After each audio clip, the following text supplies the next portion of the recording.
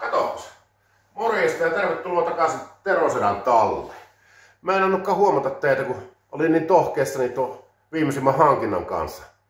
Kävin ostamassa tämmösen näppärän työtason, niin nyt ei tarvi olla enää lattialla tönkimässä, kun jotta puuhastelee. No, ei se nyt varsin ole ehkä se tekeminen ollut se ongelmakohta siinä, että luulen se olevan enemmän se lattialta ylös pääseminen.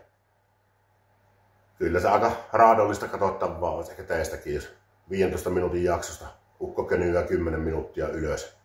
Ja kauhean ähinän kanssa tietysti. Mutta tuota tarvitaan tämän päivän jaksossa. Rakennellaan pikkusen puusta. Eli tämän päivän jaksossa on tarkoitus tosiaan tehdä puusta pikkusen.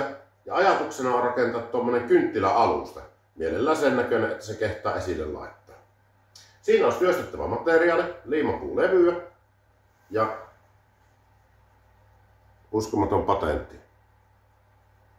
Mä ei voi kun onnistuu. Ruvetaanhan piirustelemaan. Siihen ne ympyrät vaan syntyy, eli patentin voi toimivaksi todeta. Seuraavaksi pastaa sitten tuo ylimääräinen osa tuosta pois. No niin, nytpä siitä on ylimääräinen osa sahattu poikkeen tuolta päästä ja meinasin sillä tavalla, että yläjyrsimellä ajan tätä sisempää rengasta myöten, eli tehdään upotus tähän sisäosaan ja tuota leveä reuna siihen tulisi sitten. Riskinähän tässä vähän tietysti on nyt, että saattaa loheta tuosta reunasta palaa irti, että aika varovasti joutuu jyrsimään.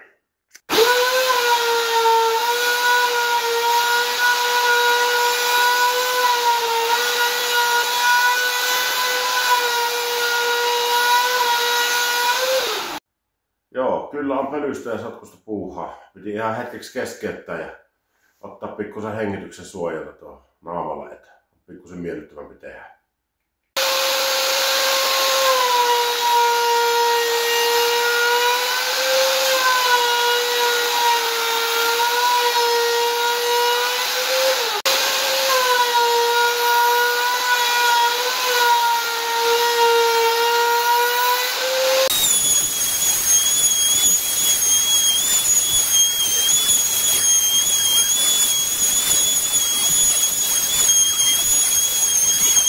Jeps, nytpä se olisi aika lailla tehty tuo upotus. Hiomapaperia pitää pikkusen näyttää tuolle pinnalle, samoin kuin tälle sisäreunalle. Jäysteitä jää aina jonkun verran.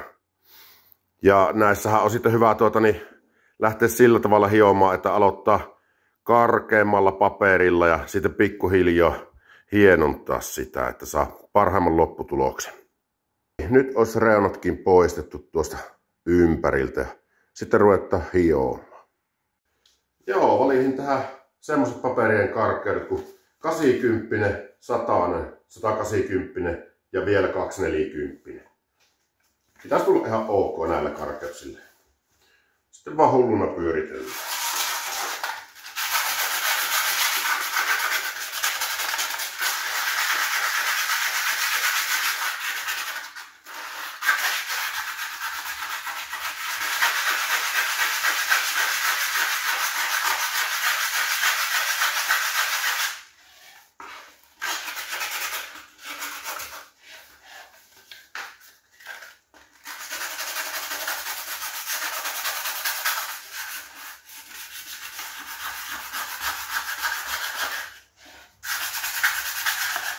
Ja se, minkä takia valitin sen, että hio käsin enkä koneella, niin on syy siinä, että koneessa kuitenkin tulee liikettä aina ja silloin on riski, että tämä reuna taas lohkee.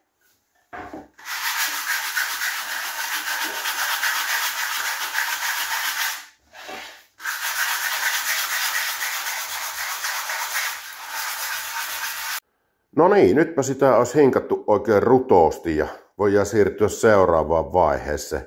Eli rakennetaan pienet korokin jalat tuohon alle. Sattuu olemaan vielä hyvää mäihä ja muisti, että on tuommoinen harava, jossa on poikki mennyt varsi. Ja tuostahan me saadaan näppärästi pätkittyä jalat tuohon alle.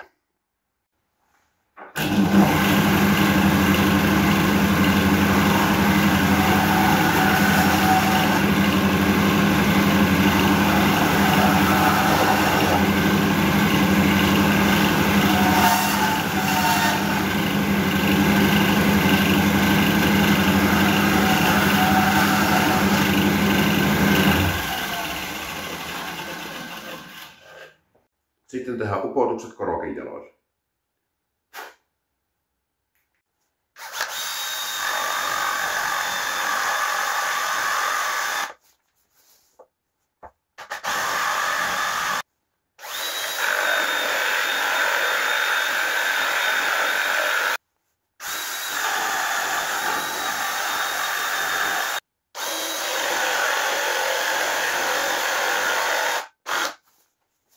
Joo, nyt tuikataan jalat kiinni liimalla vielä tuonne pohjaan ja sen jälkeen lyödään petsilakka päälle.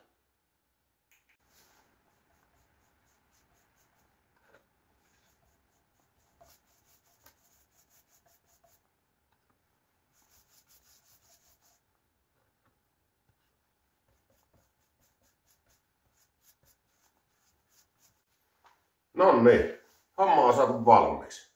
Käypähän katsomassa minkälainen lopputulos. Joo, semmonen kötöstys siitä nyt sitten tuli.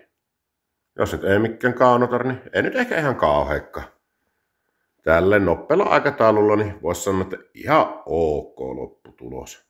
Toisen maalikerroksen vaatii vielä pintaa, mutta siinä menee semmonen 24 tuntia ennen kuin oikeastaan voi laittaa sitä, antaa sen aika kuivua.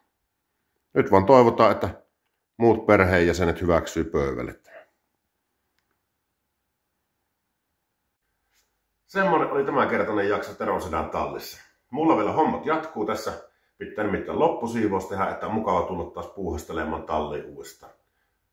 Seuraavalla kerralla pidetään ainakin tuoppituokio ja katsotaan mitä muuta puuhastellaan. Ehkä keksitään jotain mukavaa. Kiitoksia kun katsoit video ja jos et ole vielä laittanut kanavaa seurantaa, niin tee se nyt ja laita peukkua. Kiitoksia ja morjesta!